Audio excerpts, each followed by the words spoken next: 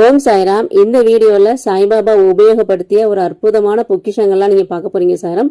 முதல்ல பாக்குறீங்கன்னா பாபா உபயோகப்படுத்திய வேஷ்டி. இந்த வேஷ்டி யார் கொடுத்ததுன்னு பாத்தீங்கன்னா பால கங்காதர் திலகர் 1917 வருஷம் மே மாசம் 19ஆம் தேதி சாய்பாபா பார்க்க வருவாங்க.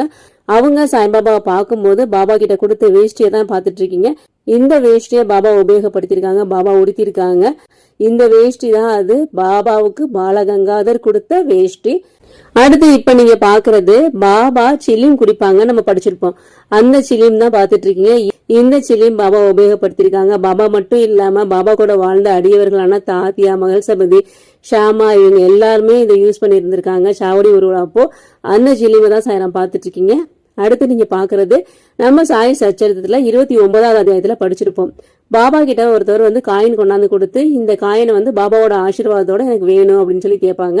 ஆனா பாபா அதை சுண்டி விளையாடி ஷாமா கிட்ட கொடுத்து, ஷாமா இந்த காயினை நீ பத்திரமா வையே, ஸ்டோர் ரூம்ல பத்திரமா வைக்கணும் அப்படின்னு சொல்லிடுவாங்க.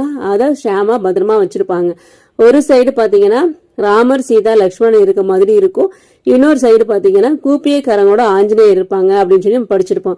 அதே காயின் தான் சாயரம் இப்ப நீங்க பாத்துட்டு இருக்கீங்க. அடுத்து இப்ப நீங்க பாத்துட்டு இருக்கிறது பாபாவோட சாவடி ஊர்வலத்திலையும் பஜனையிலையும் உபயோகப்படுத்திய சப்பலாக்கட்டை. பாபாவுமே உபயோகப்படுத்தியிருக்காங்க. பாபா பஜனை பண்ணும்போது, பாட்டு பாடும் போதும் பாபாவே உபயோகப்படுத்தியிருக்காங்க. அந்த சப்பலாக்கட்டையும் இப்போ வரைக்கும் பத்திரமா வச்சிருக்காங்க.